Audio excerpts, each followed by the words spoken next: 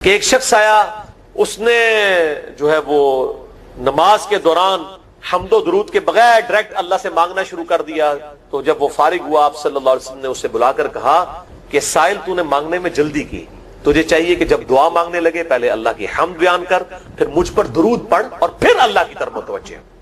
اور اس حدیث میں آتا ہے کہ ایک اور شخص آیا، یعنی ابن مسعود وہ خود تھے، اور اس نے اللہ کی حمد اور درود کے ذریعے دعا مانگی تو آپ صلی اللہ علیہ وسلم فرمایا سل تعطا سل تعطا، مانگ تجھے دیا جائے گا، مانگ تجھے دیا جائے گا. درود شریف پہ میں الگ سے بھی لیکچر دے چکا ہوں، مسئلہ نمبر 56 کے عنوان سے 2 گھنٹے کی گفتگو ہے. درود شریف کے صحیح فضائل اور صحیح احکام و مسائل بڑی ڈیٹیل کے ساتھ ہر اینگل سے درود شریف کے حوالے سے آپ کو وہ سمجھ لیں کہ انسائکلوپیڈیا ہے وہ لیکچر، مسئلہ نمبر 56 اہل سنت پاک .com پہ. تو دعا کے لیے حمد اور درود شریف ضروری، اس لیے دیکھیں نماز کی انٹلیکچوئل ترتیب ہے. آپ پہلے دعا کرتے ہیں، التحیات للہ والصلوات والطیبات، اللہ کی حمد کرتے ہیں، پھر نبی صلی اللہ علیہ وسلم پر سلام عرض کرتے ہیں، السلام علیکہ ایھا النبی، اس کے بعد آپ درود پڑھتے ہیں اور اینڈ پہ آپ دعا مانگتے ہیں، اللہم انی اعوذ بک من عذاب جہنم ومن عذاب القبر ومن فتنة المحیا والممات ومن شر فتنة المسیح الدجال، یا اللہم ربنا آتنا فی الدنیا حسنة وفی الآخرة حسنة وقنا عذاب النار، یا رب اجعلنی مقیم الصلاة ومن ذریتی ربنا وتقبل دعائی ربنا اغفر لی ولوالدی وللمؤمنین یوم یقوم الحساب. کوئی بھی دعائیں مانگیں، یہ بھی مانگیں جو میں وظائف بتا رہا ہوں، کیونکہ بخاری اور مسلم کی متفق علیہ حدیث ہے. مشکات میں آپ کو تشہد والے چیپٹر میں حدیث مل جائے گی کہ نماز میں تشہد میں درود کے بعد جو چاہو اپنے رب سے مانگو، یعنی عربی میں مانگنا ہوگا، دعائیں مانگیں، دعائیں معصورہ کتاب و سنت میں جتنی ہیں وہ مانگیں. اس کے علاوہ بھی مانگ سکتے ہیں اگر الفاظ درست ہوں لیکن عربی زبان میں. تو یہ پہلا وظیفہ جامعہ ترمذی میں انٹرنیشنل نمبر کے مطابق 3505، مشکات میں 2292 نمبر یہ حدیث ہے. اور قرآن حکیم میں تو ہم پڑھ چکے ہیں، سورۃ الانبیاء آیت نمبر 87 اور 88 میں آپ صلی اللہ علیہ وسلم نے ارشاد فرمایا کہ یونس علیہ السلام نے مچھلی کے پیٹ میں اپنے رب کو ان الفاظ کے ساتھ پکارا تھا، لا الہ الا انت سبحانک انی کنت من الظالمین.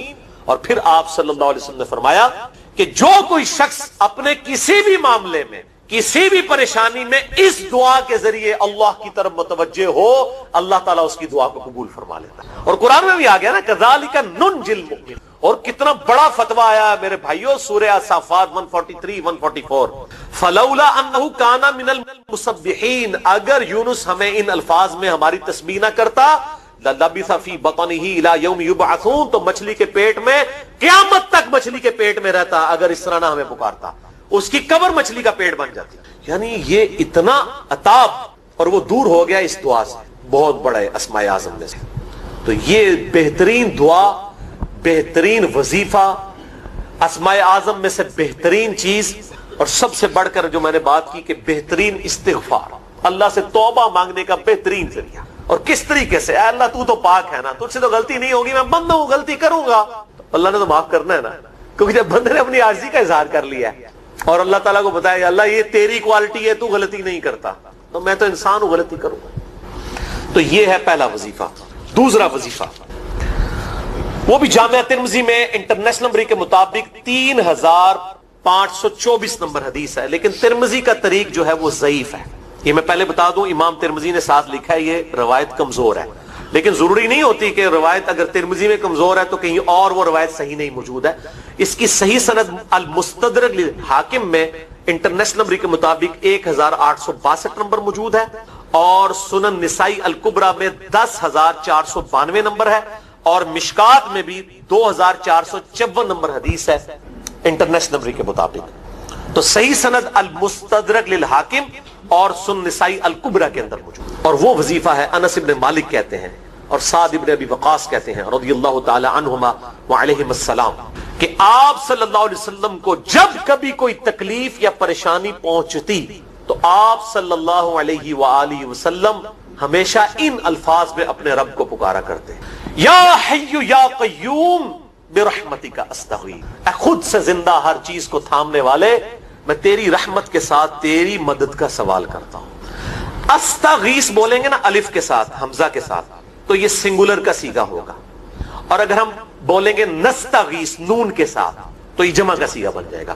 یہ میں اس لیے بتا رہا ہوں، لوگ پوچھ رہے ہوتے ہیں جی بعض جگہ لکھا ہوتا ہے جناب نستغیث، بعض جگہ لکھا ہوتا ہے استغیث، کیا کریے؟ وہ نستغیث جمع کا صیغہ بنا لیا جاتا ہے. جیسے دعا ہے سنن ابی داؤد میں اللہم اجرنی من النار، لیکن اگر جمع کا صیغہ بنائیں گے تو اللہم اجرنا من النار ہو جائے گا. اس طریقے سے دعائے قنوت کے الفاظ ہیں اللہم اہدنی فی من ہدیت، تو جمع کا صیغہ ہوگا اللہم اہدنا فی من ہدیت. یہاں پر بھی ہے یا حی یا قیوم برحمتک استغیث سنگولر کا صیغہ، اور نستغیث پلورل کا صیغہ، جمع کا صیغہ. کتنی بہترین دعا ہے. اے خود سے زندہ ہر چیز کو تھامنے والے، میں تیری رحمت کے ساتھ تیری مدد کا سوال کرتا ہوں. تو یہ بھی اسماء اعظم میں سے ہے. سنن نسائی الکبریٰ کے اندر صحیح سند کے ساتھ 10,492 اور المستدرک الحاکم میں 1,862 نمبر. اب یہاں پہ میں ایک ضمناً بات بتا دوں سنن نسائی الکبریٰ کے بارے میں، چونکہ اکثر لوگ پوچھتے ہیں. میرے بھائیو، ایک سنن نسائی وہ ہے جو کتب ستہ میں ہم پڑھتے ہیں. اس میں یہ کتاب لکھی ہے امام احمد بن شعیب نسائی رحمہ اللہ تعالی المتوفی 303 ہجری. کتب ستہ میں یہ ویسے 5ویں نمبر پہ گنی جاتی ہے، لیکن بخاری اور مسلم کے بعد دنیا میں سب سے صحیح ترین کتاب سنن نسائی ہے. سب سے کم ضعیف حدیثیں اس کے اندر ہیں. بخاری مسلم کے بعد تیسرا نمبر اس کتاب کا ہے. دنیا کی کوئی حدیث کی کتاب بخاری مسلم کے بعد صحیح نہیں ہے جتنی سنن نسائی ہے. سنن نسائی جو ہمارے پاس کتب ستہ میں ہے نا، اس میں ہے 5,761 احادیث انٹرنیشنل نمبر کے مطابق. اور یہ ساری انٹرنیشنل کتابیں عربی میں، انگلش میں اور اردو میں ہماری ویب سائٹ اہلسنتپاک.com پہ فری اس کا PDF موجود ہے، آپ ڈاؤن لوڈ کر سکتے. 5,761 احادیث ہیں اس سنن نسائی میں جو ہمارے پاس ہے. اسے ویسے ٹیکنیکل لینگویج میں کہا جاتا ہے سنن نسائی الصغریٰ، چھوٹی سنن نسائی، کیونکہ امام نسائی نے یہ کتاب نہیں لکھی تھی. امام نسائی نے کتاب لکھی تھی سنن نسائی الکبریٰ، بڑی سنن نسائی، اور اس میں حدیث ہیں انٹرنیشنل نمبر کے مطابق 11,770. بخاری مسلم سے بھی زیادہ حدیث ہیں اس میں. لیکن یہ امام نسائی کے ایک شاگرد تھے امام ابن السنی، انہوں نے اس کو مختصر کر کے نا چھوٹی کتاب بنا دیا، اور اب پبلک میں یہی چھوٹی کتاب مشہور ہے. اس کی وجہ سے جب ہم سنن نسائی الکبریٰ کا آپ مشکات میں دیکھیں گے نا تو وہ فرق نہیں کرتے ہیں. جب وہ سنن نسائی کا حوالہ دیتے ہیں نا تو آپ کو نسائی میں وہ ملے گا بھی نہیں، وہ الکبریٰ میں ہوتا ہے، کیونکہ وہ اس تفریق کو مانتے نہیں. وہ تو سنن نسائی الکبریٰ کو سنن نسائی مانتے ہیں، جبکہ ہماری پبلک جو ہے وہ سنن نسائی، وہ میں اب حوالہ دے رہا ہوتا ہوں کہ جی سنن نسائی الکبریٰ میں 9,928 نمبر حدیث ہے کہ جو آیت الکرسی پڑھ لے فوراً بعد کسی بھی نماز کے فرض کے فوراً بعد تو مرتے ہی جنت میں داخل ہوگا. تو لوگ کہتے ہیں جناب نسائی تے حدیث ہیں جناب 5,761 نے، تسی 9,928 کی تمہیں دس دیو. تو میں ساتھ حالانکہ بول رہا ہوتا ہوں سنن نسائی الکبریٰ، میں نے کبھی اس کے بغیر نہیں بولا. تو الکبریٰ سے آپ کا دماغ تو کام کرنا چاہیے. الکبریٰ کیوں بول رہا ہے ساتھ؟ کوئی صغریٰ بھی ہے جس کی یہ الکبریٰ ہے بڑی، اور ہمارے گرین کارڈ میں یہ وظیفہ لکھا ہوا ہے الکبریٰ کے ساتھ. اسی طریقے سے جو میرا وہ واقعہ کربلا کے اوپر 150 اسناد پر مشتمل پمفلٹ ہے، ریسرچ پیپر نمبر 5B واقعہ کربلا کا حقیقی پس منظر 72 صحیح الاسناد احادیث کی روشنی میں. 72 کا تو ٹائٹل ہے شہدائے کربلا کی نسبت سے، احادیث اس میں 150 ہیں. اس میں اکثر حدیثوں کے حوالے میں نے سنن نسائی الکبریٰ سے دیے ہوئے ہیں. وہ لوگ کہتے ہیں مل ہی نہیں رہی ہے، تو میرے بھائی وہ سنن نسائی الکبریٰ آپ کے پاس ہوگی تو آپ کو ملے گا نا. تو سنن نسائی الکبریٰ الگ سے وہ اصل کتاب ہے، اس میں سے سنن نسائی الصغریٰ بنائی گئی ہے. اسی سنن نسائی الکبریٰ کا چیپٹر ہے خصائص علی، جس میں 194 حدیث ہیں. سیدنا مولا علی رضی اللہ تعالیٰ عنہ علیہ السلام کی شان میں امام نسائی نے ناسبیوں کے خلاف وہ کتاب کا وہ چیپٹر لکھا. وہ خصائص علی چیپٹر ہے سنن نسائی الکبریٰ کا. اس طریقے سے فضائل صحابہ بھی امام نسائی کی جو کتاب ہے وہ بھی اسی کتاب کا چیپٹر. اسی طریقے سے عمل الیوم واللیلہ، صبح و شام کے جو اذکار ہیں وہ چیپٹر بھی اسی سنن نسائی الکبریٰ میں سے ہے. اسی میں یہ وظیفہ ہے کہ جو آیت الکرسی فرض نماز کے فوراً بعد پڑھتا ہے تو مرتے ہی جنت میں داخل ہوگا. میں نے اس کتاب کے اس چیپٹر کا حوالہ نہیں دیا، وہ الگ سے بھی چیپٹر چھپا ہوا ہے، جس طرح خصائص علی الگ سے ہے، فضائل صحابہ الگ سے ہے. خصائص علی تو ہمیں ہماری ویب سائٹ پہ بھی موجود ہے اہلسنتپاک.com پہ. فضائل صحابہ بھی اردو ترجمے اور تحکیم کے ساتھ چھپ چکی ہے. اور یہ عمل الیوم واللیلہ، دن رات کے جو اذکار ہیں، یہ بھی الگ سے عربی میں چھپی ہوئی ہے. تو میں اس کا حوالہ نہیں دیتا، میں سنن نسائی الکبریٰ کا کہتا ہوں 9,928 آیت الکرسی کا وظیفہ. تو یہ سنن نسائی الکبریٰ کا میں نے حوالہ دیا ہے یا حی یا قیوم برحمتک استغیث 10,492 صحیح طریقہ ہے. بعض اوقات کسی ایک کتاب میں ضعیف، ترمذی کا اس کا طریق جو ہے وہ ضعیف ہے. سنن نسائی الکبریٰ اور المستدرک للحاکم کا طریق جو ہے وہ بالکل صحیح ہے. جس طریقے سے سنن ابی داؤد اور سنن ابن ماجہ میں کتاب النکاح چیپٹر میں حدیث ہے اگر میں سجدہ جائز سمجھتا تو بیویوں کو کہتا کہ اپنے خامدوں کو سجدہ کریں اس حق کے سبب جو اللہ نے ان کو دیا ہے. تو ابو داؤد اور ابن ماجہ کی روایت ضعیف ہے. اس میں شریک القاضی مدلس ہے اور ان سے روایت کر رہے ہیں, اور مدلس کی ان والی روایت سما کی تصریح کے بغیر ضعیف ہوتی ہے. لیکن ہم اس حدیث کو صحیح کہتے ہیں کیونکہ اس سما کی تصریح سنن البہیقی کے اندر موجود ہے, الکبریٰ.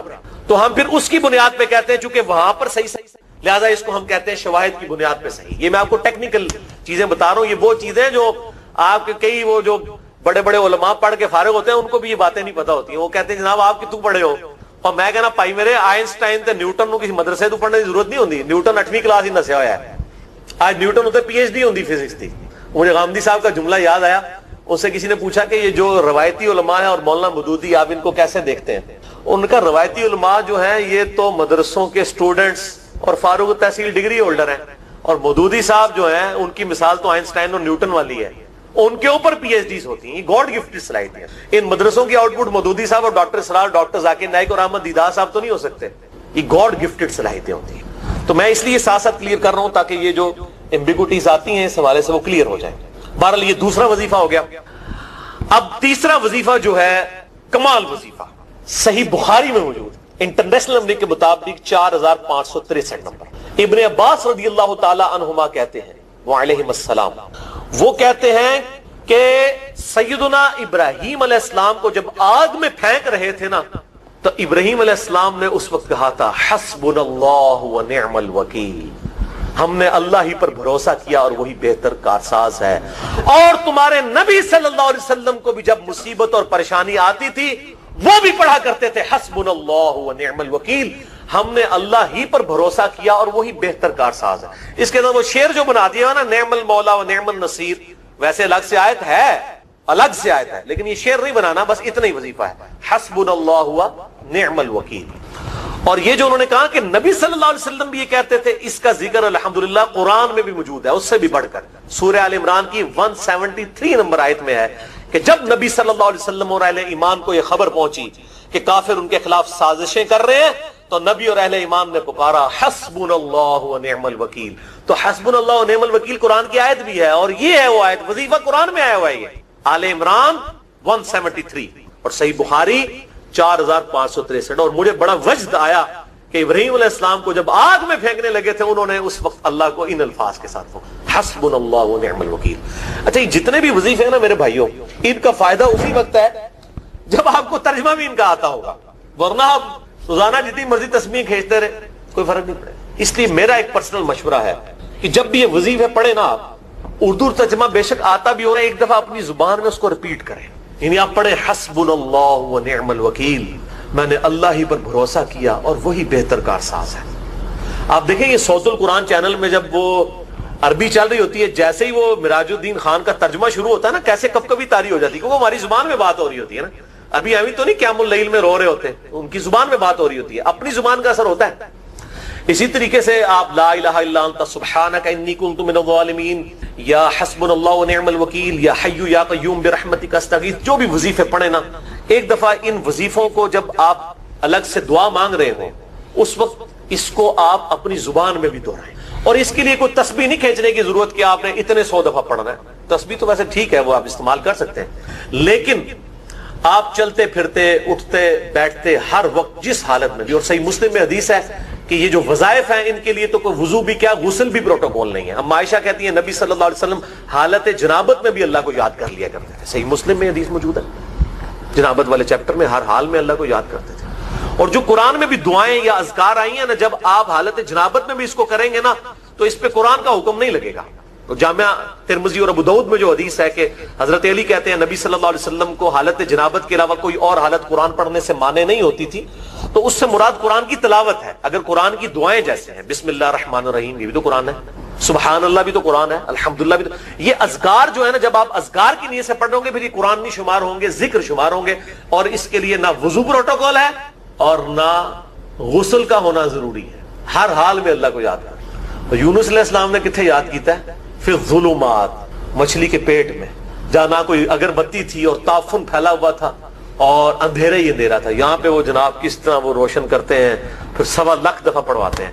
یعنی میں بتا رہا ہوں آدھا سچ بڑا خطرناک ہوتا ہے. یعنی آیت کریمہ کی اصلیت تو موجود ہے کتاب و سنت میں, لیکن آدھا جو سچ جھوٹ ساتھ ملا لیا نا, اس کے اندر سارا بیڑا غرق کر دیا ہوا. اور بجائے یہ کہ لوگوں کو یہ وظیفہ بتایا جائے کہ اٹھتے بیٹھتے چلتے پھرتے اللہ کو ان الفاظ میں یاد کریں, اس کو انہوں نے کوئی اور ہی رنگ دے دیا ہوا ہے اور اس کو 1.25 لاکھ دفعہ ختم اور پتہ نہیں کیا کچھ بنا دیا ہوا ہے. تو یہ 3 وظائف تھے بڑے اہم اس حوالے سے, اور میں نے اس کو ضروری سمجھا کہ میں یہ ضرور بتا دوں تاکہ لوگ اس پہ ایجوکیٹ ہوں, ان وظائف کو کریں.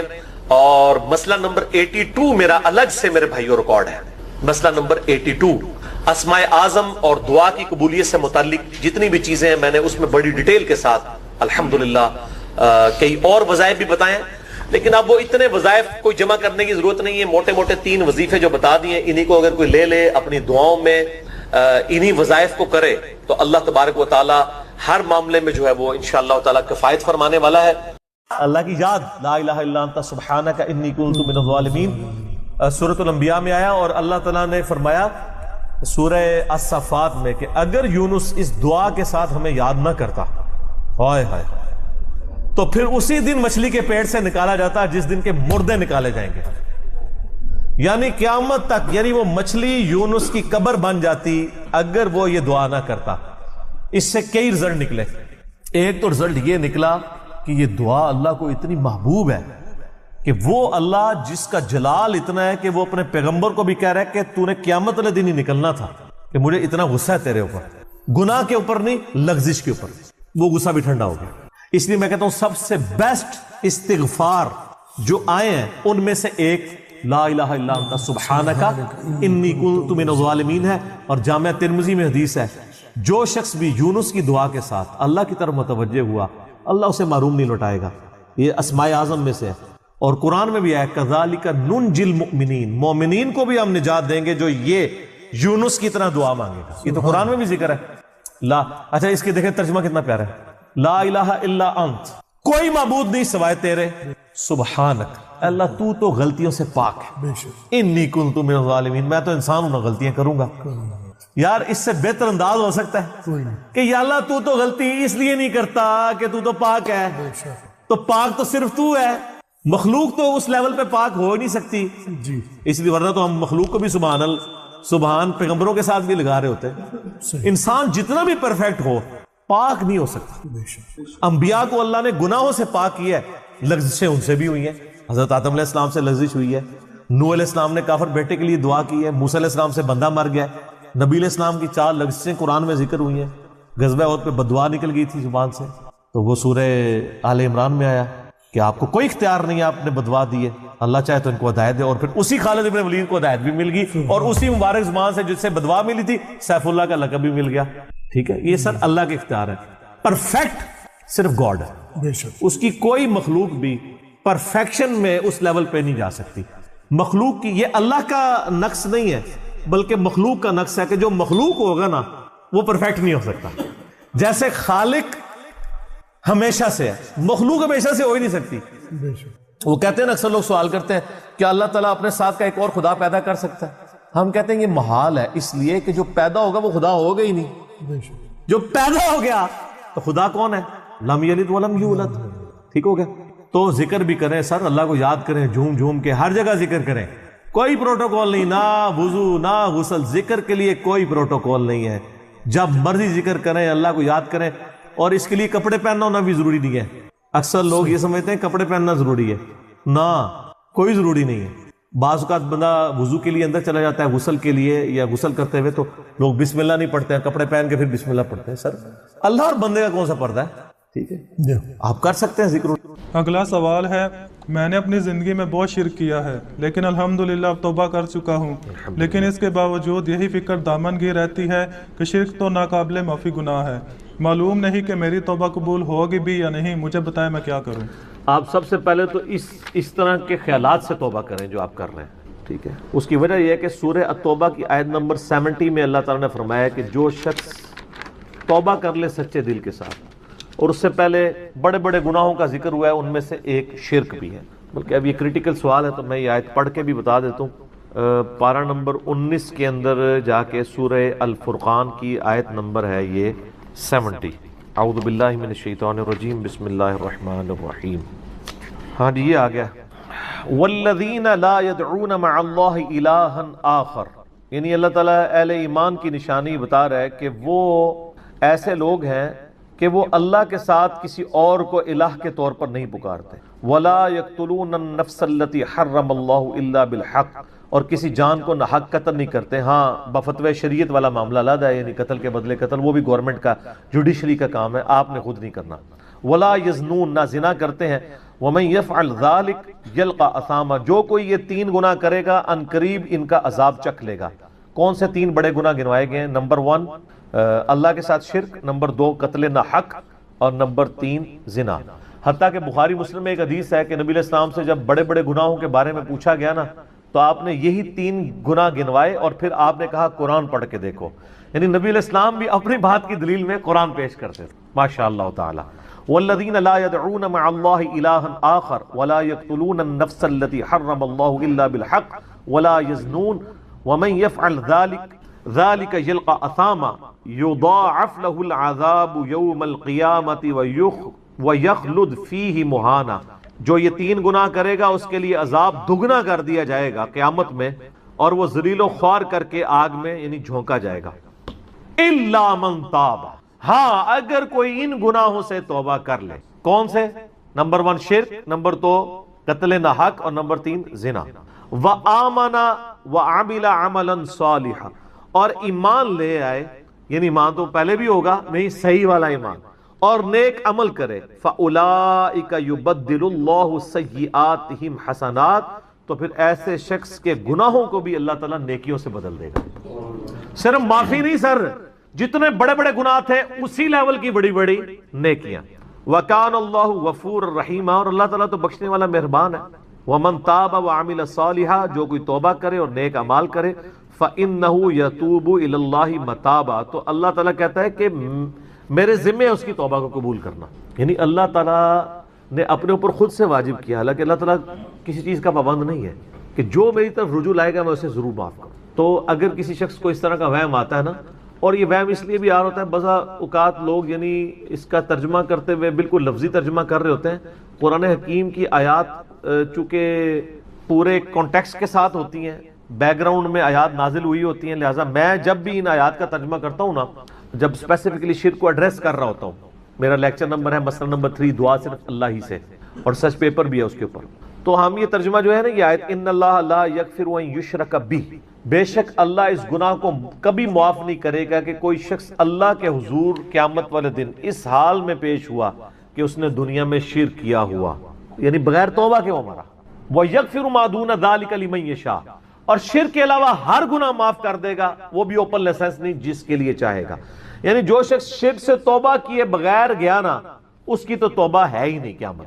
ہاں دنیا میں کر گیا وہ معاملہ علیحدہ ہے، قیامت میں اللہ سے اس حال میں ملا کہ اس نے دنیا میں شرک کیا ہوا اور توبہ نہیں کی، تو اللہ تعالیٰ اس کا گناہ معاف نہیں کرتا۔ وَمَن يُشْرِكْ بِاللَّهِ فَقَدْ ضَلَّ ضَلَالًا بَعِيدًا، جو کوئی شرک کرتا ہے وہ گمراہی میں دور جا پڑا، وَلِعَوْذُ بِاللَّهِ تعالی۔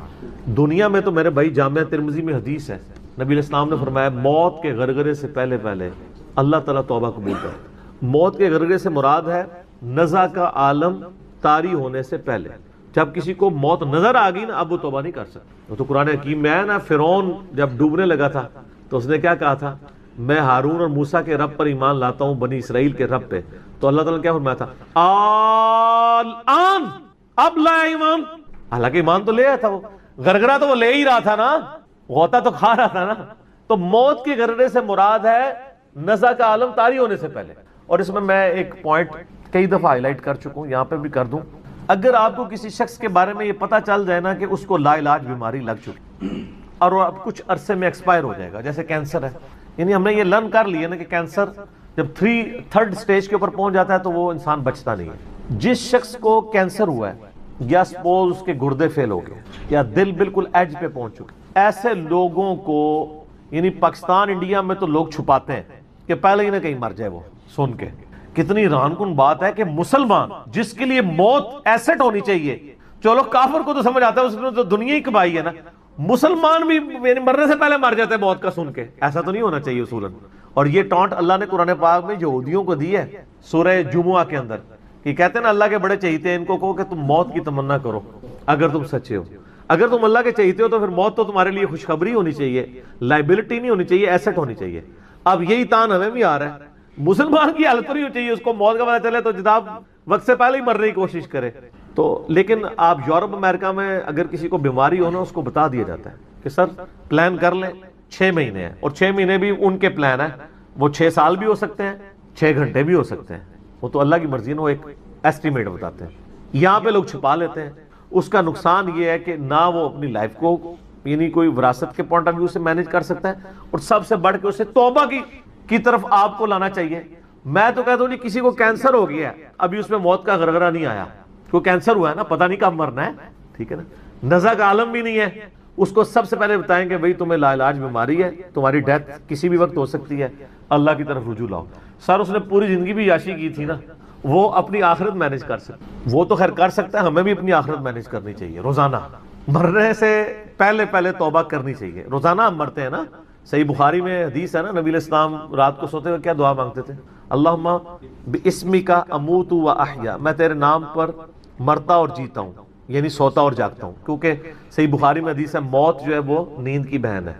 اور جب آپ صبح اٹھتے ہیں تو وہ بھی صحیح بخاری میں دعا ہے، الحمدللہ الذی احیانا بعد ما اماتنا والیہ النشور، تمام تعریفیں اس اللہ کے لیے ہیں جس نے مجھے مرنے کے بعد زندہ کیا، یعنی موت کے بعد زندہ کیا، اور میں نے پلٹ کے اس کی طرف جانا ہے۔ تو رات کو سونے سے پہلے توبہ کریں، اور سب سے بیسٹ توبہ تو وہ بخاری مسلم میں حدیث ہے، جس نے رات میں سورۃ البقرہ کی آخری 2 آیات پڑھ لی اسے ہر چیز سے کفایت کر جائیں گی۔ آمن الرسول بما انزل الیہ من ربہ والمؤمنون کل آمن باللہ وملائکتہ وکتبہ ورسلہ لا نفرق بین احد من رسلہ وقالوا سمعنا واطعنا غفرانک ربنا والیک المصیر لا یکلف اللہ نفسا الا وسعها۔ آنورڈ، اس میں تجدید ایمان بھی ہے، اللہ پر ایمان، کتابوں پر، فرشتوں پر، اس کے بعد دعائیں ہیں، ربنا لا تؤاخذنا ان نسینا واخطانا، اس کے اندر توبہ شامل ہے۔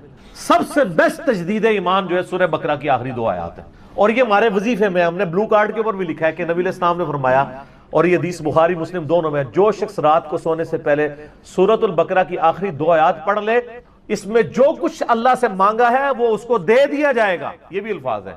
تو اس میں کیا کچھ مانگا ہوا ہے؟ تو تجدید ایمان۔ پھر صحیح بخاری میں حدیث ہے کہ نبی علیہ السلام فرمایا جو صبح یقین کے ساتھ ایک دفعہ پڑھ لے سید الاستغفار، اور شام سے پہلے اگر مر گیا سیدھا جنت میں جائے گا، اور اگر شام کو پڑھ لیا پورے یقین کے ساتھ، یقین سے مراد ہے کہ باقی توبہ کا اس کا ارادہ ہوا، صبح سے پہلے مر گیا سیدھا جنت۔ اللہم انت ربی لا الہ الا انت خلقتنی وانا عبدک وانا علی عہدک ووعدک ما استطعت اعوذ بک من شر ما صنعت ابوء لک بنعمتک علی وابوء بذنبی فاغفر لی فانہ لا یغفر الذنوب الا انت۔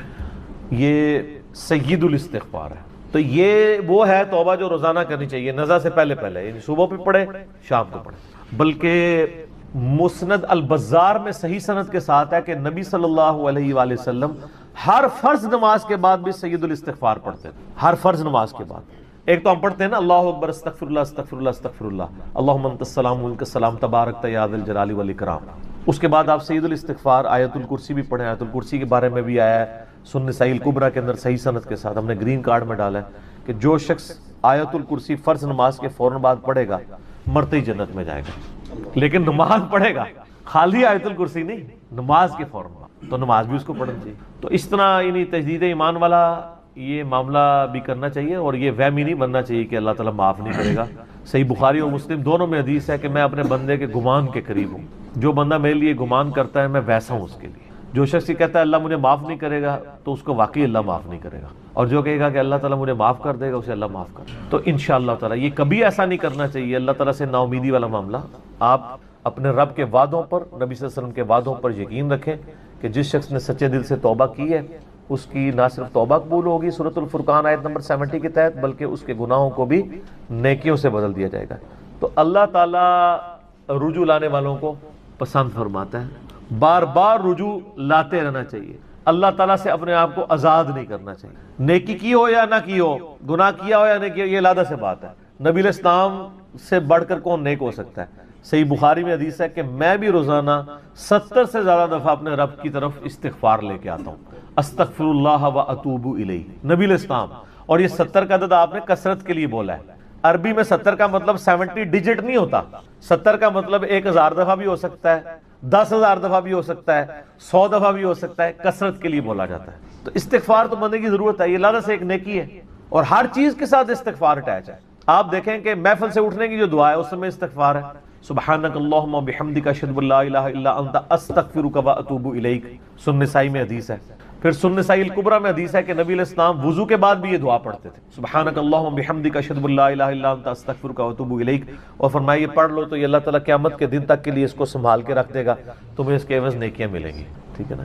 تو رجوع اللہ، استغفار، ہر وقت اللہ کی طرف رجوع لاتے رہنا چاہیے۔ اور سب سے بیسٹ یہ ہے کہ نماز کے تشہد کی آخری جو دعائیں والا پورشن ہے نا، اس میں استغفار مانگیں، کیونکہ صحیح بخاری میں حدیث ہے جب درود شریف تشہد میں پڑھ چکو اس کے بعد جو چاہو اپنے رب سے مانگو۔ سجدوں میں بھی مانگیں، صحیح مسلم میں حدیث ہے سجدے میں انسان اپنے رب کے سب سے زیادہ قریب ہوتا ہے، تم خوب رب سے دعائیں مانگا کرو۔ اور نبی علیہ السلام نے دعا بھی سکھا دی ہے، بخاری اور مسلم دونوں میں ہے کہ نبی علیہ السلام رکوع اور سجدے میں پڑھتے تھے سبحانک اللہم وبحمدک اللہم اغفر لی، یہ ہمارے وہ اذکار میں لکھا نا، سبحانک اللہم وبحمدک اللہم اغفر لی، تو اس میں دعا ہی ہے نا۔ پھر دو سجدوں کے درمیان میں رب اغفر لی رب اغفر لی ہے۔ سر استغفار تو ہر جگہ ہی چل رہا ہوتا ہے، تو اللہ کی طرف رجوع لائیں اور اللہ سے امید رکھیں۔ دنیا میں کسی نے توبہ کر لی تو موجہ ہی موجہ، یہ آخرت کے لیے معاملہ ہے۔ تو شرک، یار آپ نے کیا شرک کیا ہوگا جو صحابہ کرام نے قبول ایمان سے پہلے کیا ہے؟ سر صحیح مسلم میں حدیث ہے 321 نمبر، میں نے کربلا والے ریسرچ پیپر میں ڈالی، بڑی لمبی حدیث ہے۔ عمر بن عاص رضی اللہ تعالیٰ عنہ کہتے ہیں کہ جب مجھے یہ اندازہ ہوا کہ اب نبی علیہ السلام یعنی غلبہ پائیں گے، یعنی اللہ نے ان کا سینہ اسلام کے لیے کھول دیا، اسلام قبول کرنے کے لیے نبی صلی اللہ علیہ وآلہ وسلم کی خدمت میں حاضر ہوئے، تو خود ہی بتاتے ہیں، اور انہوں نے اپنے نزع کے عالم میں موت کے وقت میں اپنے بیٹے کو، بڑی لمبی بڑی رکت انگیز حدیث ہے، میرا یوٹیوب پہ کلپ بھی ہے، عمر بن عاص کی موت کے وقت گفتگو اشک بار آنکھوں سے سننے والی ہے۔ تو خیر اس میں یہ بھی الفاظ ہیں، کہتے جب میں نبی صلی اللہ علیہ وسلم کے پاس ایمان لانے کے لیے گیا نا، تو نبی علیہ السلام نے اپنا دایاں ہاتھ آگے بڑھایا بیعت کرنے کے لیے، تو کہتے ہیں میں نے دایاں ہاتھ بڑھایا لیکن حضور کے ہاتھوں میں ہاتھ دینے سے پہلے کھینچ، میں نے کہا یا رسول اللہ پہلے مجھے گارنٹی دیں کہ میں نے جو کچھ اسلام کے خلاف سازشیں کی ہیں پچھلے 19 سال میں، اسلام کے آنے کے بعد 19 سال تک اسلام کے خلاف یہ اور خالد ابن ولید دونوں، یہ دونوں کٹھے مسلمان ہوئے تھے ایک ہی دن ایک ہی وقت میں، 19 سال۔ پھر اسلام کی حالت میں انہیں 19 سال نہیں ملے ہیں حضرت خالد ابن ولید کو، کفر میں ملے ہیں، اسلام میں تھوڑا وقت ملا ہے۔ تو حضرت عمر بن عاص کہتے ہیں میں نے ہاتھ کھینچ لیا، میں نے کہا یا رسول اللہ پہلے گارنٹی دے میرے سارے گناہ معاف ہو۔ تو آپ صلی اللہ علیہ وسلم نے فرمایا کہ اے عمر، کیا تجھے نہیں پتا کہ اسلام پچھلے کے سارے گناہوں کو معاف کر دیتا ہے، اور اللہ کی راہ میں ہجرت پچھلے کے سارے گناہوں کو معاف کر دیتی ہے، اور حج مبرور پچھلے کے سارے گناہوں کو معاف کر دیتا ہے۔ تو یعنی اسلام لے کر آنا کتنی بڑی دولت ہے۔ تو یہ تجدید ایمان کرنا، کلمہ پڑھ کے یہ اپنا تجدید ایمان والا معاملہ بھی کرتے رہنا چاہیے، یہ بھی ایک توبہ کا ذریعہ ہے۔ اللہ سے امید رکھیں، اللہ کو اصل میں باغی پسند نہیں ہے، جو گناہ کر کے توبہ کر لیتے ہیں نا وہ اللہ کو بڑے پسند ہیں، اتنے پسند ہیں کہ ایک بڑی عجیب و غریب روایت ہے صحیح بخاری اور مسلم میں، صحیح مسلم میں ذرا زیادہ ڈیٹیل ہے کہ نبی علیہ السلام فرماتے ہیں اگر تم گناہ کرنا چھوڑ دو گے تو اللہ تعالیٰ تمہیں ختم کر دے گا، اور ایسی مخلوق لے کے آئے گا کہ جو گناہ کرتی ہو اور اللہ ان کو معاف کر کے خوشی محسوس کرے۔ اچھا اس کو بعض لوگوں نے دوسری طرف لے لیا، ان کا جی اللہ تعالیٰ گناہوں سے بڑا خوش ہوتا ہے، نہیں نا، اصل میں یہ بتانا چاہ رہے تھے نبی صلی اللہ علیہ وآلہ وسلم کہ انسان کے اندر بلٹ ان فالٹ رکھا گیا ہے کہ وہ غلطی کرے گا، اصل مسئلہ یہ ہے کہ وہ آدمی بنے۔ آدم نے اپنی غلطی کو جسٹیفائی کیا نہیں، جب غلطی کی تو کیا کہا ربنا ظلمنا انفسنا وان لم تغفر لنا وترحمنا لنکونن من الخاسرین، معاف کر دیا اللہ نے۔ شیطان نے اپنی غلطی کی جسٹیفیکیشن دینا شروع کر دی، میں ایسے بہتر ہوں، تو نے اس کو مٹی سے بنایا، مجھے آگ سے بنایا ہے، میں اس کو کیسے سجدہ کروں۔ جو اپنی غلطی کی جسٹیفیکیشن دے وہ شیطان ہوتا ہے، اور جو اپنی غلطی کی جسٹیفیکیشن دیے بغیر سیدھی معافی مانگ لے وہ آدمی ہوتا ہے۔ ہم کہتے ہیں نا آدمی، آدم کے ساتھ اس کی نسبت مضبوط ہو جاتی ہے۔ تو رجوع اللہ، تو وہ نبی علیہ السلام یہ بتانا چاہ رہے تھے کہ ایسی مخلوق جو گناہ نہ کرے وہ تو آلریڈی اللہ کے پاس موجود ہے، فرشتے۔ اللہ نے انسان اور جن کو ایسی مخلوق بنایا ہے جو اپنی ول سے اپنے رب کو چوائس کرے، فَأَلْهَمَهَا فُجُورَهَا وَتَقْوَاهَا، ان میں یعنی برائی کا مادہ بھی رکھ دیا، اچھائی کا بھی، وہ خود اپنی عقل ایز اے انسٹرومنٹ یوز کر کے یہ اللہ تعالیٰ کو خود سے وہ چوز کرے۔ ایسی مخلوق اللہ کو چاہیے تھی۔ سر یہی وہ چیز ہے جیسے انسان فرشتوں سے افضل ہو جاتا ہے، اور میں اکثر کہا کرتا ہوں کہ یہ وہ دولت ہے جو جبرائیل کے پاس بھی نہیں ہے. سر جبرائیل مجھ سے اگر میرا ایمان ایکسچینج کرنا چاہے نا، میں نہیں کرتا. جبرائیل نے خدا کو مانا ہے خدا کی مرضی سے، اور میں نے خدا کو مانا ہے اپنی مرضی سے. اس کا کوئی ایکویلنٹ نہیں. اسی لیے انسان اشرف المخلوقات، اسی لیے انسان کو اللہ نے اتنا درجہ ہے. فرشتے سے بہتر انسان بننا، مگر اس میں لگتی ہے محنت زیادہ. انسان بنے، آدمی بنے، یہ نہ ہو کہ اولئک کالانعام بل ہم اضل، جو سورۃ الاعراف میں ہے کہ وَلَقَدْ ذَرَأْنَا لِجَهَنَّمَ كَثِيرًا مِنَ الْجِنِّ وَالْإِنسِ، جنوں اور انسانوں کی اکثریت دوزخ کے لیے ہی پیدا ہوئے ہیں. یہ اللہ نے ایکسپرٹ اوپینین دیا، یہ نہیں ہے کہ میں نے دوزخ کے لیے ان کو بنایا. ساتھ یہ ہے کہ ہم نے ان کو کام دیے تھے، یہ سنتے نہیں، سننے کا سا نہیں سنتے. آنکھیں دی تھی دیکھتے نہیں، دیکھنے کا سا دیکھتے نہیں، یعنی عبرت والا. اور عقل دی تھی، دل دیے تھے. آپ عقل کر لیں ترجمہ، دل کر لیں، وہ سوچتے نہیں ہیں. اولئک کالانعام بل ہم اضل، یہ تو چوپایوں کے مانند ہے، بلکہ ان سے بھی بدتر ہیں، جو آنکھ کان اور عقل کو یوز کر کے حق بات تک نہیں پہنچتے. ولا تقف ما لیس لک بہ علم، 10 کمانڈمنٹس میں سے 9 کمانڈ کیا ہے؟ سورہ بنی اسرائیل آیت نمبر 36. انسان کسی چیز کی پیروی اس وقت تک مت کرنا جب تک تجھے اس کے بارے میں ڈیفینیٹ علم حاصل نہ ہو جائے. ان السمع والبصر والفؤاد کل اولئک کان عنہ مسئولا، بے شک کان، آنکھیں اور عقل ان کے بارے میں پوچھا جائے گا. تم نے ان کو یوز کر کے حق بات تک پہنچنے کی کوشش کیوں نہیں کی ہے؟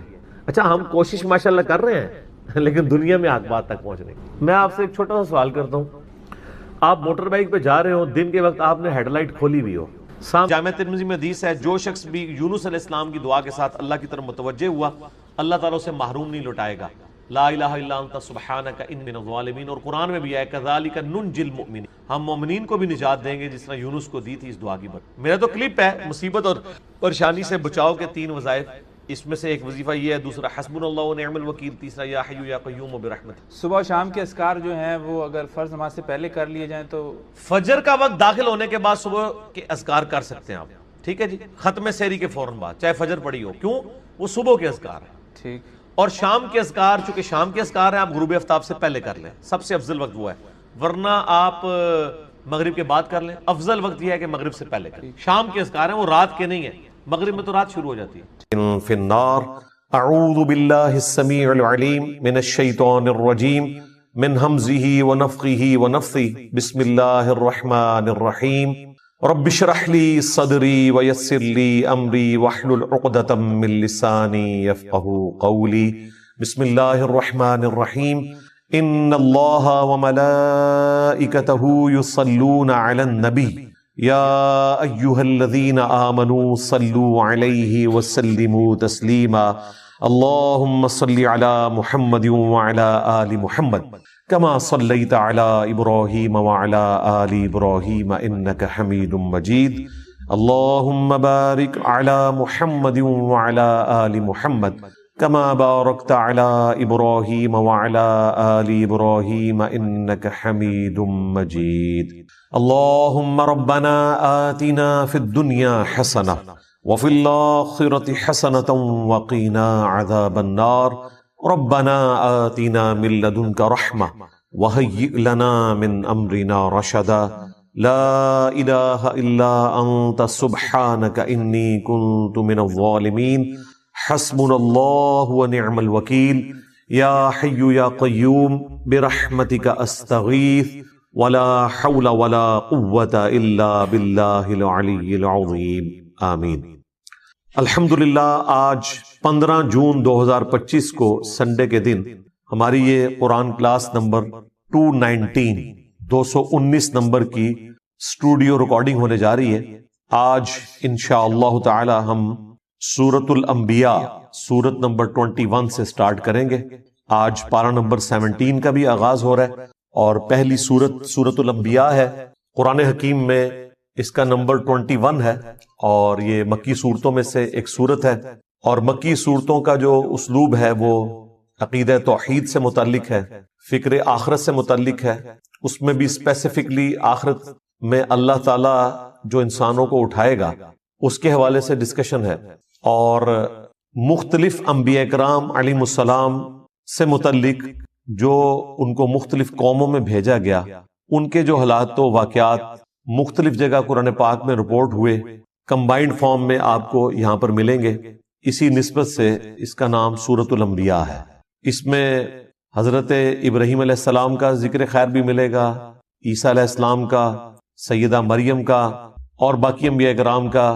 بعض کا نام آیا ہے، بعض کا تھوڑا تفصیلی ذکر آیا ہے، اور کنکلوژن اس کی اللہ کے محبوب صلی اللہ علیہ وآلہ وسلم کو جو اللہ تعالیٰ نے ٹائٹل دیا وما ارسلناک الا رحمتا للعالمین، اس پہ جا کر یہ سورت کنکلوڈ ہوگی۔ انبیاء کرام علیہم السلام سے متعلق عقیدہ کیا ہونا چاہیے اور انبیاء کرام کا اپنا کیا عقیدہ ہوتا تھا، یہ دونوں چیزیں اس سورت کے اندر بیان ہوگی۔ عام آدمی جس نے قرآن کبھی ترجمے سے نہیں پڑھا، اس سے اگر پوچھا جائے کہ سورت الانبیاء میں کیا ہوگا، تو عموماً جو آپ کو ان پڑھ جاہل قسم کے لوگ علماء میں سے بھی اور واعظین میں سے بھی، وہ آپ کو یہی کہتے سنائی دیں گے کہ جی اس میں انبیاء کرام کی خوبصورتی کا بیان ہوگا، ان کی آنکھیں کیسی تھیں، ان کے بالوں کا رنگ کیسا تھا، وہ اس قسم کی باتیں بیان کرتے ہیں اور ممبروں سے کرتے ہیں۔ سورت الانبیاء سے بہتر اور کوئی سورت نہیں یہ بات بتانے کے لیے کہ انبیاء سے متعلق آپ کا کیا عقیدہ ہونا چاہیے اور انبیاء کا عقیدہ توحید اپنا کیا تھا، یہ دونوں باتیں اس میں بیان ہوئی ہیں۔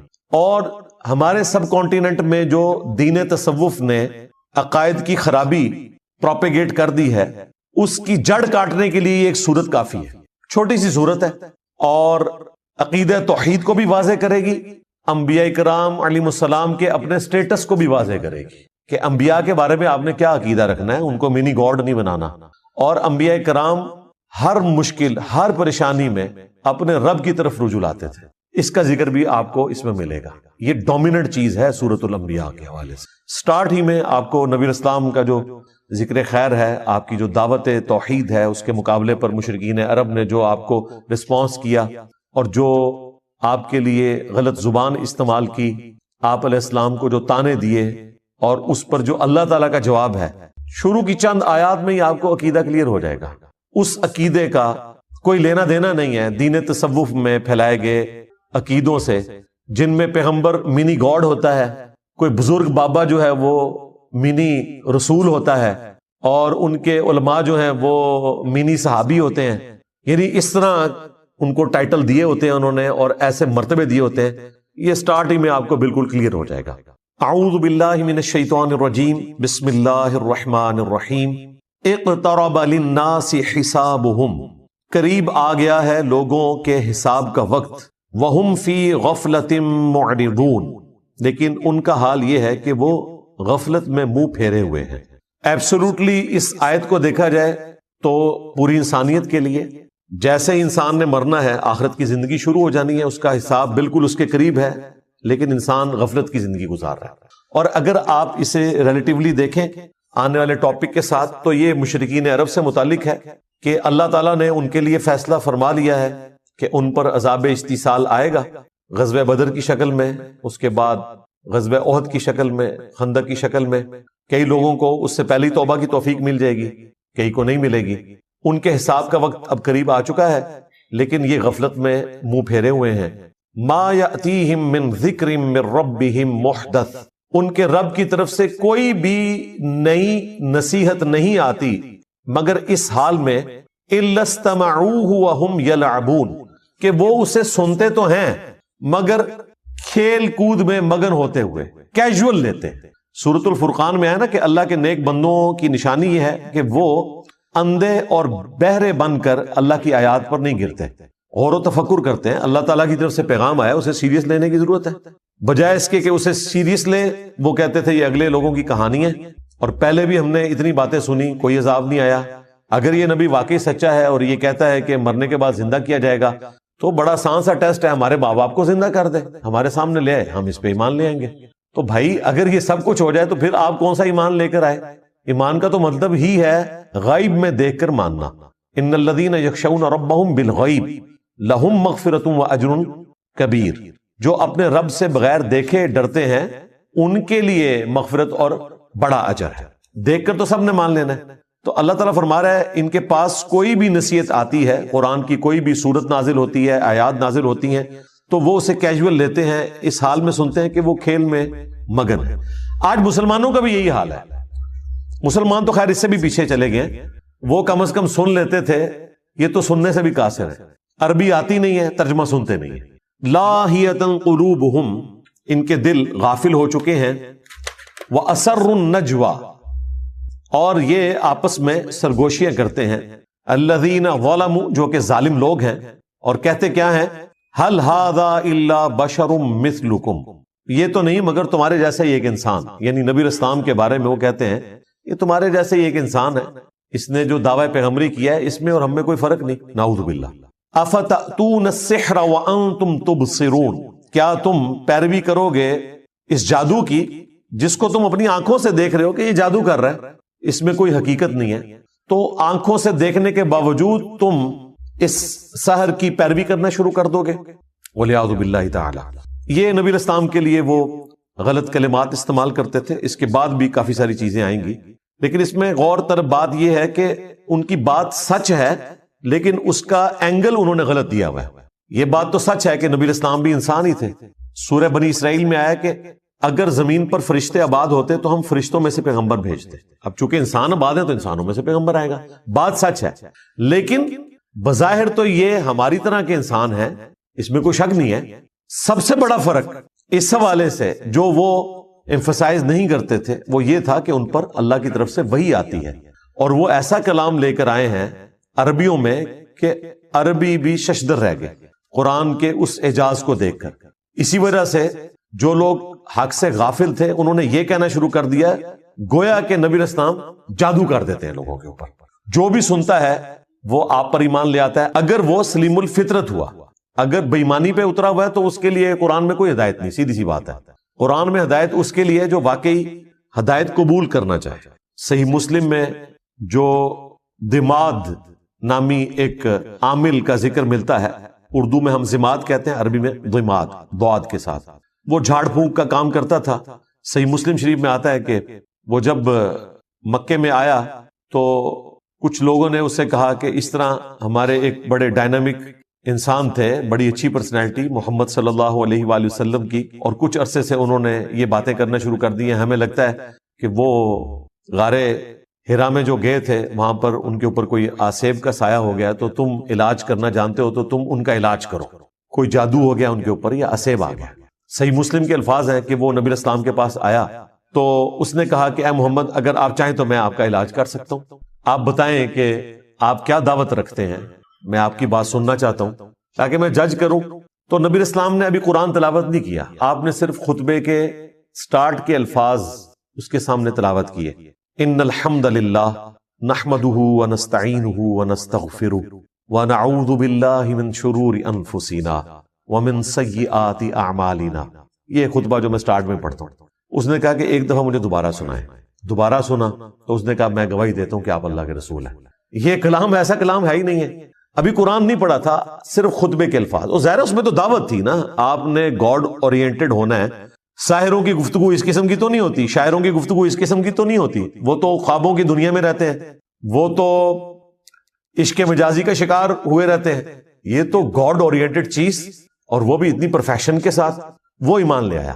اب اس فیلڈ کے ایکسپرٹ نے اسلام قبول کر لیا، ہونا تو چاہیے تھا جن لوگوں نے بھیجا تھا وہ سارے بھی مسلمان ہوتے، کیونکہ جس بندے کے اوپر ان کا تکیہ تھا وہ ایمان لے آیا، لیکن وہی ہوا جس طرح جادوگر ایمان لے آئے، فرعون نہیں ایمان لے کر آیا، حالانکہ فرعون کو ایمان لانا چاہیے تھا کہ اس کے اپنے جادوگر مان گئے کہ یہ جادو نہیں ہے۔ یہاں پر بھی کافروں کو مان لینا چاہیے تھا کہ زماد نے جب یہ بات کہہ دی تو پھر یقیناً نبی علیہ السلام ایک غیر معمولی انسان ہے، لیکن چونکہ وہ حق قبول نہیں کرنا چاہتے تھے اللہ تعالیٰ نے ان کو ہدایت نہیں دی، تو پھر ان کے پاس بہانہ یہ ہوتا تھا کہ یہ جادو ہے، اگلے لوگوں کی کہانیاں ہیں۔ اب اس کے جواب میں نبی الاسلام نے اللہ کے حضور عرض کی، قال ربی یعلم القول فی السماء والارض، نبی الاسلام نے کہا کہ میرا رب خوب جانتا ہے جو بات کہی جاتی ہے آسمان میں اور زمین میں، وہو السمیع العلیم، اور وہی سننے والا ہے، سب کچھ جاننے والا ہے۔ یعنی نبی الاسلام نے اپنے غم کی فریاد اپنے رب کے حضور رکھی اور مشرکین عرب سے کہا کہ یہ جو کچھ تم باتیں کر رہے ہو نا میرے بارے میں، میرا رب خوب جانتا ہے، اسے تو پتا ہے کہ میں اللہ کا پیغمبر ہوں، ہر چیز سے وہ واقف ہے۔ بل قالوا اضغاث احلام، بلکہ وہ یہ بھی کہنا شروع ہو گئے کہ یہ پریشان خواب ہیں، بل افتراہ، بلکہ یہ خود سے انہوں نے گھڑ لیا ہے. بل ہوا شاعر، نہیں بلکہ یہ شاعر ہے. خود بھی ایک بات کے اوپر قائم نہیں ہے. دیکھیں اگر کسی شخص کو یہ پتا چل گیا کہ یہ سامنے والا بندہ کیا ہے تو وہ بار بار اپنا بیان تو نہیں بدلتا. تم نے ساحر کہا، چیپٹر کلوز کرو. نہیں، تسلی نہیں ہوئی کیونکہ جھوٹ کہا ہوا تھا نا. کسی کو یہ لالی پاپ دے دیا کہ ان کو خواب آتے رہتے ہیں، وہ یہ بیان کرتے ہیں. بعض جگہ پہ آیا کہ یہ اساطیر الاولین ہے، اگلے لوگوں کی کہانیاں بیان کرتے ہیں. اچھا، بعض لوگوں کو انہوں نے کہا کہ انہوں نے اللہ پر جھوٹ باندھ دیا، اور بعض کو کہا کہ یہ شاعر ہے. اب اتنے زیادہ بیانات، جادوگر، دیوانہ، اگلے لوگوں کی کہانیاں، پریشان خواب، جھوٹ گھاڑ لیا ہے، شاعر ہیں، مجنون ہیں. یعنی یہ 7 تو میں نے انگلیوں پہ آپ کو گنوا دی گالیاں جو وہ دیا کرتے تھے اپنے نظام میں. اب اس کے اگینسٹ نبی الاسلام کو نبوت ثابت کرنے کے لیے وہ ڈیمانڈ کیا رکھ رہے ہیں؟ فَلْيَأْتِنَا بِآیَةٍ كَمَا أُرْسِلَ الْأَوَّلُونَ. اگر واقعی یہ پیغمبر ہے نا تو یہ اس طرح کے معجزات کیوں نہیں لے کر آتا جو معجزات اگلے لوگوں کو، اگلے پیغمبروں کو دیے گئے تھے. یعنی یہ ہمیں خود ہی بتاتا ہے کہ موسیٰ علیہ السلام کے پاس عصا کا معجزہ تھا، وہ اژدہا بن جاتا تھا. عیسیٰ علیہ السلام مردوں کو زندہ کر دیتے تھے. تو اس قسم کا کوئی معجزہ یہ ہمیں بھی کر کے دکھائے، ہم مان لیں گے.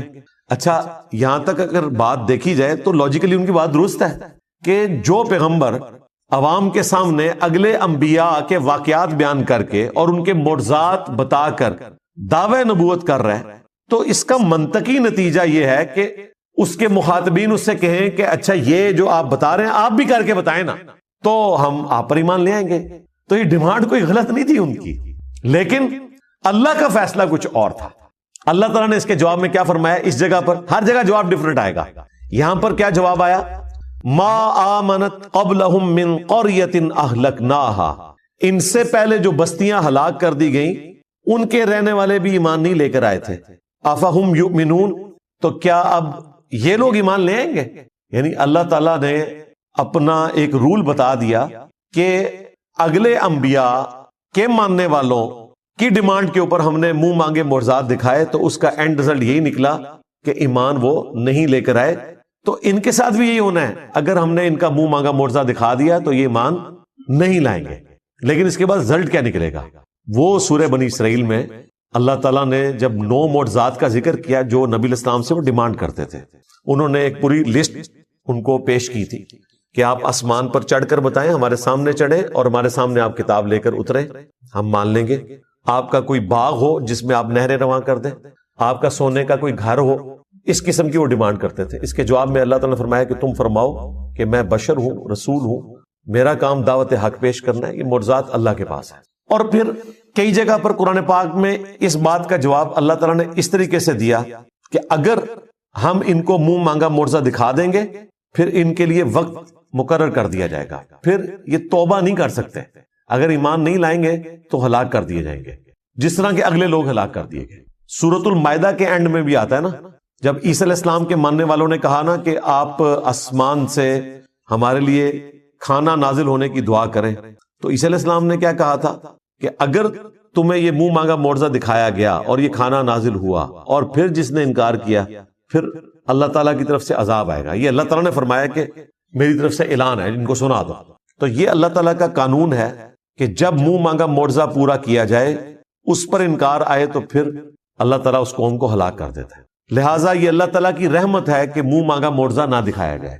رہا یہ وسوسہ آنا کہ ہو سکتا ہے کہ وہ ایمان لے آئیں، تو بھائی پورا ٹریک ریکارڈ ہے، لوگ ایمان نہیں لے کر آئے. سورۃ الانعام میں، سورہ الحجر میں اللہ تعالیٰ نے فرمایا کہ اگر ہم ان کی آنکھوں کے سامنے آسمان سے قرآن کو نازل کرتے تختیوں کے اوپر اور یہ نازل ہوتا ہوا دیکھ لیتے اور اس لکھی ہوئی کتاب کو اپنے ہاتھوں سے چھو بھی لیتے، تب بھی انہوں نے یہ کہنا تھا کہ ہماری آنکھوں پر جادو کر دیا گیا. یعنی دل بے ایمان تے اجتا ڈھیر.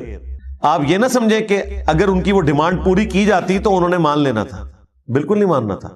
کیا جادوگروں کے ایمان لانے کے بعد فرعون نے مان لیا تھا کہ میرے ایکسپرٹس نے ڈکلیئر کر دیا ہے کہ یہ جادو نہیں ہے، یہ پیغمبر ہے؟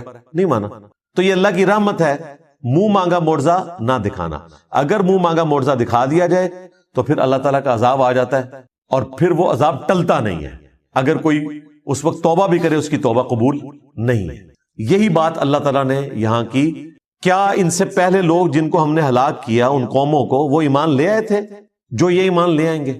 اب اس سے یہ بھی پتا چل گیا کہ نبی علیہ السلام کو اللہ تعالیٰ نے کافروں کو دکھانے کی خاطر اس قسم کا کوئی معجزہ نہیں دیا جو کافر ڈیمانڈ کیا کرتے تھے. لہذا یہ دعویٰ کرنا کہ عبد القادر جیلانی نے مردہ زندہ کیا اور اس میں یہ رنگ بھرنا کہ چونکہ حضرت عیسیٰ علیہ السلام نے مردہ زندہ کیا تھا تو اس امت کے اولیاء جو ہیں وہ بنی اسرائیل کے پیغمبروں کی طرح ہیں، یہ کوئی آیت حدیث نہیں ہے، یہ ایک آپ سمجھ لیں قرآن و حدیث سے ڈڈکٹ ہوئی ہے بات، اور وہ صرف علماء کے لیے نہیں ہے، یہ پوری امت ہی نبیوں والا کام کر رہی ہے.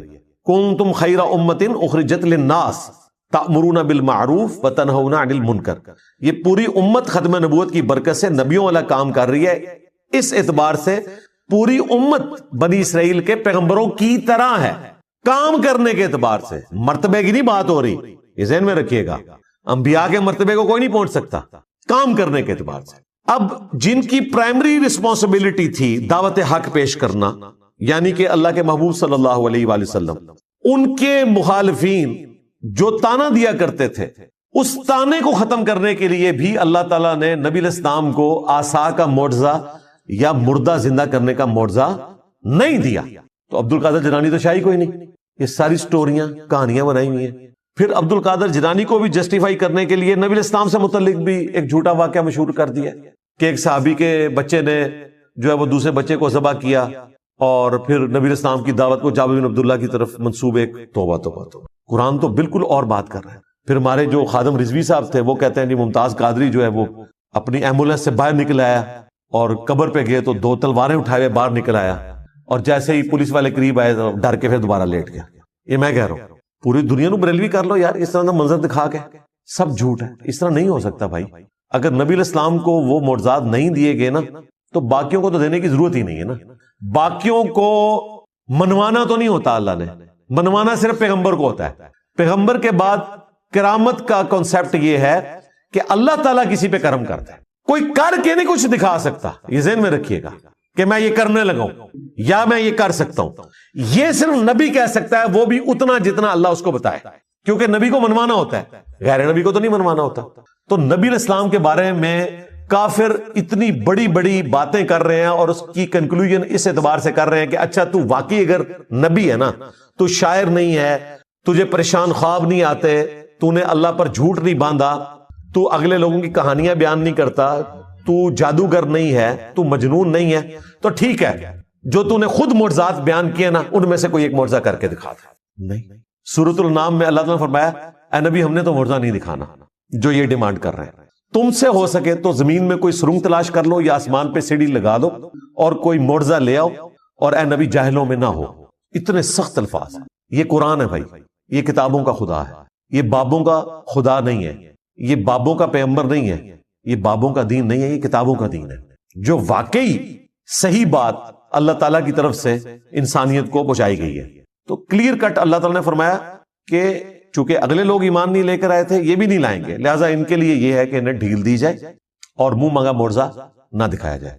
سورۃ الانبیاء کی 6 آیات پوری ہوئی ہیں اور مسلمانوں کی اکثریت کا عقیدہ اس کا جنازہ نکل گیا کہ اس عقیدے کا کوئی لینا دینا نہیں ہے قرآن و سنت کے عقائد کے ساتھ. سورۃ الانبیاء یہ پڑھ کے بتا دیتے تو انہیں پتا چل جاتا کہ انبیاء کا کیا سٹیٹس ہے.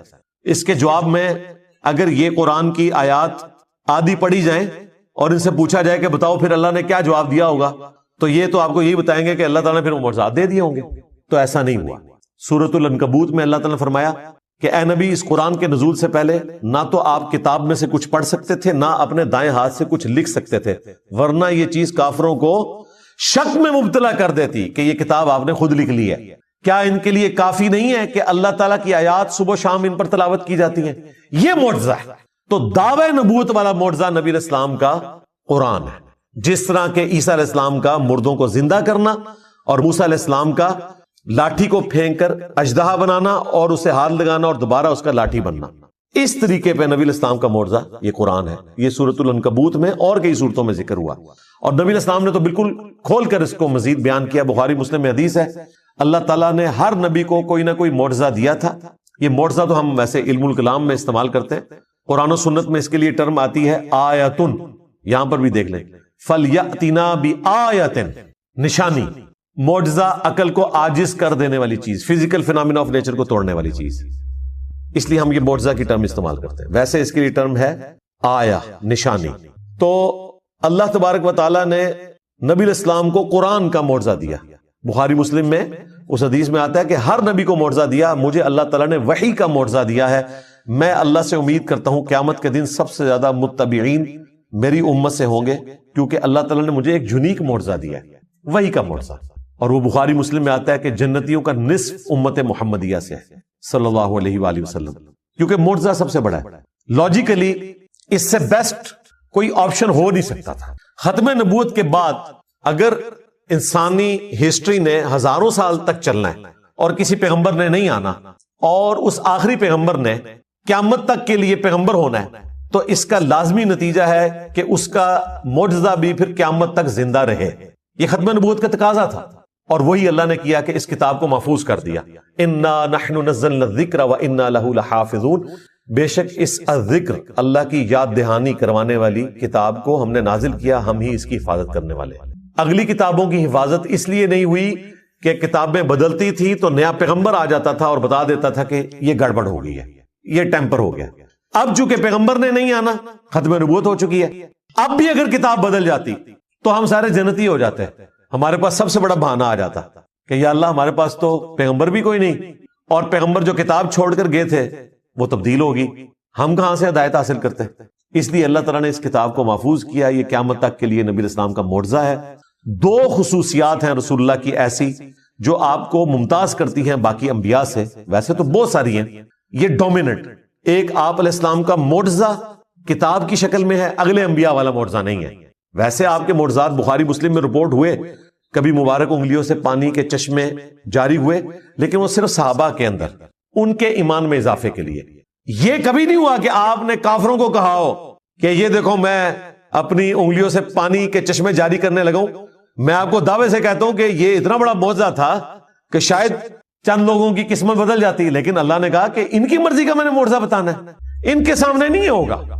ہاں، یہ جتنے معجزات آئے ہیں یہ مسلمانوں کے سامنے ہوئے ہیں. مسلم شریف میں آیا کہ 2 درخت اپنی جڑوں سے اکھڑے نبی علیہ السلام کے اشارہ کرنے پہ، اور وہ مل گئے. نبی علیہ السلام رفع حاجت کے لیے اس کے پیچھے گئے اور پھر دوبارہ سے وہ اپنی جگہ پر چلے گئے.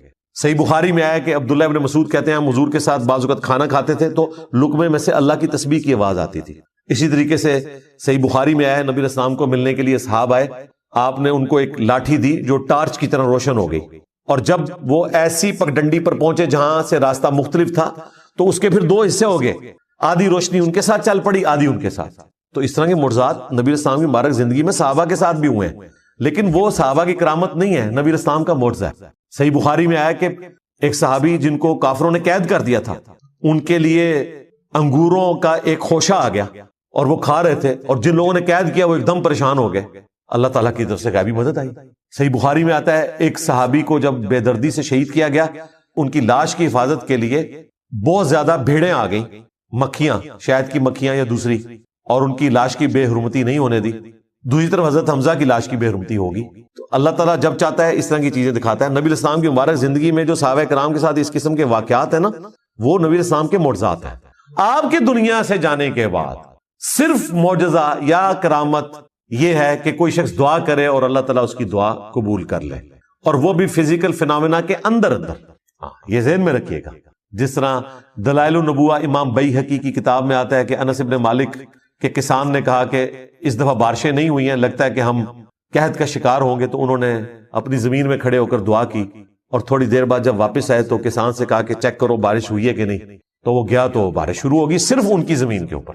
تو یہ فزیکل فینامنا آف نیچر ہے نا، بارش ہونا فزیکل فینامنا ہے. صرف دعا قبول ہوئی کہ اللہ تعالیٰ نے بادل بھیج دیے. تو کر کے دکھانا اس طرح کی کوئی کرامت نہیں. یہ تخت بلقیس کا واقعہ بھی ہم بھی اسے سمجھانے کے لیے کبھی کبھار کرامت کہہ دیتے ہیں، ایکچولی وہ کرامت کوئی نہیں ہے، وہ تو دعویٰ ہے. وہ اسی طریقے سے ہے جس طرح میں دعویٰ کروں کہ میں آپ کو بلٹ ٹرین میں 1 گھنٹے کے اندر اندر یہاں سے کراچی بھجوا سکتا ہوں اگر بلٹ ٹرین ہو، اور میں اسے پورا کر دوں. تو ظاہر ہے یہ ایک فزیکل علم ہے. ہاں، بغیر کسی ریسورس کے، بغیر کسی علم کے کوئی شخص خام خواہ دعویٰ کرتا رہے تو وہ پاسبل نہیں ہے. کرامت اور معجزہ دعویٰ کر کے نہیں ہوتا. معجزہ تو کسی حد میں ہو سکتا ہے کہ جہاں اللہ تعالیٰ اجازت دے نبی کو، اور وہ بھی جتنی اجازت دے.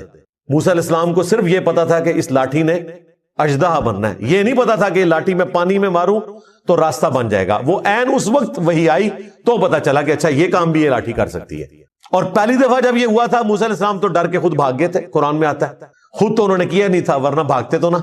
تو معجزہ بھی صرف اس حد تک ہے کہ اللہ تبارک و تعالیٰ کسی نبی کو دے اور اسے اجازت دے تب، ادروائز خود سے کوئی نہیں کر کے دکھا سکتا. تو نبی علیہ السلام کے جتنے فزیکل فینومینا آف نیچر کو توڑنے والے معجزات ہیں یہ سب کے سب مسلمانوں سے متعلق ہے. ایک نشانی ایسی ہے جو بالکل سٹارٹ میں آئی، وہ چاند کا 2 ٹکڑے ہونا تھا، دیٹس آل. باقی جتنے فزیکل فینومینا آف نیچر کو توڑنے والے معجزات ہیں وہ صحابہ کرام کے درمیان ہے. آپ کی دعا کی برکت سے 10 بندوں کا کھانا 300 بندوں نے کھا لیا اور اتنا ہی رہا، بخاری مسلم میں آتا ہے. یہ بس صحابہ کرام میں رہا، کافروں کے لیے نہیں. تو نبی علیہ السلام کی 2 خصوصیات کیا ہیں؟ آپ کا معجزہ اگلے انبیاء والا نہیں، دعوی نبوت والا قرآن ہے، چونکہ آپ کی نبوت قیامت تک کے لیے. اور دوسری خصوصیت، اگلے انبیاء کا انکار کرنے پر اللہ کی طرف سے آسمان سے عذاب آتا تھا، چنگھاڑ کی شکل میں، پتھروں کی بارش کی شکل میں، سمندر میں غرق ہونے کی شکل میں، وبائی امراض کی شکل میں. لیکن نبی علیہ السلام کے کیس میں اس طرح کا کوئی عذاب نہیں آیا. اگر آیا تو قتال کی شکل میں آیا، جو قرآن میں سورہ توبہ میں آیا کہ ہم مسلمانوں کے ہاتھوں سے ان کو عذاب دیں گے. تھوڑی بہت آزمائشیں آئیں قحط سالی کی شکل میں، بخاری میں آتا ہے، اور نبی علیہ السلام سے وہ دعا بھی کرواتے تھے. لیکن جو بڑے لیول کا عذاب ہے وہ قتال کی شکل میں اللہ تعالیٰ نے صحابہ کرام کی تلوار کو مسلط کیا. یعنی قرآن اور قتال یہ نبی علیہ السلام کی 2 خصوصیات ہیں ایکویلنٹ ٹو اگلے انبیاء کے. وہاں پر اللہ کی طرف سے عذاب استیصال آتا تھا اور فزیکل فینومینا آف نیچر کو توڑنے والے معجزات دیے جاتے تھے. نبی علیہ السلام کو عذاب استیصال قتال کی شکل میں دیا گیا مخالفین کے اوپر، اور قرآن کی شکل میں قیامت تک کے لیے معجزہ دیا گیا. آج عیسیٰ علیہ السلام کا معجزہ کوئی دکھا نہیں سکتا، نہ اس کی کوئی ویڈیو موجود ہے. موسیٰ علیہ السلام کے معجزے کی ویڈیو موجود نہیں ہے. ہم ان معجزات کو برحق سمجھتے ہیں قرآن کے کہنے کے اوپر. دکھا ہم بھی کوئی نہیں سکتے، لیکن قرآن وہ معجزہ ہے جو ہم دکھا سکتے ہیں، جو اس زمانے میں شاعروں کے لیے چیلنج بن گیا. آج سائنس کے اعتبار سے معجزہ ہے کہ کئی ایک ڈسکوریز جو 20ویں صدی میں آ کر ہوئی ہیں ان کا ذکر اس زمانے میں اس کتاب میں موجود ہونا، اس کا جواب صرف یہ ہو سکتا ہے کہ یہ کریٹر آف دی یونیورس کی طرف سے کتاب بھیجی گئی ہے، اور کوئی جواب نہیں ہو سکتا. ابھی تو اس کے اندر جو میتھمیٹیکل چیزیں ہیں وہ ہمارے ایک بھائی نے اگلے دن ہائی لائٹ کی ہیں، میں نے ان سے پھر فون پہ بھی بات کی. وہ ایک ایتھیسٹ کے ساتھ گفتگو کر رہے تھے صرف سورۃ الکوثر کے اوپر. انہوں نے کئی ایک اس کی میتھمیٹیکل جو آرڈر ہے ڈسکور کیے ہیں. ایک تو اس کے اندر جو پیغام چھپا ہے وہ تو اپنی جگہ، جو میتھمیٹیکل آرڈر موجود ہے الفابیٹس کا وہ اتنا یونیک ہے. اور وہ کہتا ہے میں نے تو پورے قرآن کے اوپر اس حوالے سے ورکنگ کی ہوئی ہے. اور یہ دیکھیں اتنی بڑی حفاظت ہے کہ قرآن کی کوئی آیت بدلے گا تو وہ آرڈر ڈسٹرب ہو جائے گا، ایک لفظ بھی بدل دے تو آرڈر اس کا ڈسٹرب ہو جائے گا. اب یہ وہ چیزیں ہیں جو صحابہ کرام کو بھی نہیں پتا تھی. ہر آنے والا زمانہ قرآن پاک کے حوالے سے نئی چیزیں ہائی لائٹ کرے گا لوگوں کے سامنے. حروف ابجد کا علم صحابہ اور تابعین کے دور میں زبان کے طور پر رائج تھا. یہ تعویذات جو لکھتے ہیں انہوں نے تو اس علم کو ہی بدنام کر دیا نا، ورنہ یہ پیرلل میں ایک لینگویج ہے جس میں آپ اعداد کو جمع کر کے ایک پوری گنتی ہے. جس طرح محمد کے 92 بنتے ہیں، اللہ کے 66 بنتے ہیں، بسم اللہ الرحمن الرحیم کے 786 بنتے ہیں. ان ڈیجٹس کو یوز کر کے بھی قرآن پاک کے حوالے سے کئی ساری چیزیں ملتی ہیں جو آج لوگوں نے اس کے اوپر ایکسپیریمنٹس پرفارم کیے ہیں. اس طریقے سے قرآن حکیم کا اعجاز کہ اس کی صورتیں جوڑوں کی شکل میں نازل ہوئیں، یہ چیزیں تو ابھی آ کے لوگوں نے ایکسپلور کی نا. حمید الدین فرائی صاحب سے پہلے تو یہ چیز کسی نے ہائی لائٹ نہیں کی تھی. مولانا مودودی رحمہ اللہ نے کئی چیزوں کی ویلیو ایڈیشن کی، کئی ایسی چیزیں انہوں نے ہائی لائٹ کی جو پہلے لوگوں نے ہائی لائٹ نہیں کی ہوئی تھی. تو ہر آنے والا زمانہ قرآن پاک کے حوالے سے کوئی نہ کوئی ایسی نئی چیز بتاتا ہے کہ جو انسان کو حیران کر دیتی ہے کہ یہ ایک غیر معمولی کلام ہے. تو یہ معجزہ قیامت تک کے لیے. اس اعتبار سے نبی علیہ السلام کا یہ فرمانا کہ مجھے اللہ نے وہی کا معجزہ دیا ہے، میں امید کرتا ہوں کہ قیامت کے دن سب سے زیادہ متبعین میری امت سے ہوں گے. اس کا پریکٹیکل جو عملی نمونہ ہے وہ ہم نے دیکھ لیا کہ لوگوں نے قرآن کا ترجمہ انگریزی میں پڑھا، اپنی مدر ٹنگ میں پڑھا اور اسلام قبول کر لیا. نبی علیہ السلام کو دنیا سے گئے ہوئے 1400 سال سے زیادہ گزر چکے ہیں. قرآن کی دعوت الحمدللہ اسی طریقے سے شد و مد کے ساتھ جاری ہے. اور یہ ہے اصل میں انقلاب جو دن بدن بڑھتا چلا جا رہا ہے. جب مسلمانوں کی امپائرز ختم ہو گئی تھیں، دنیا میں کوئی حکومت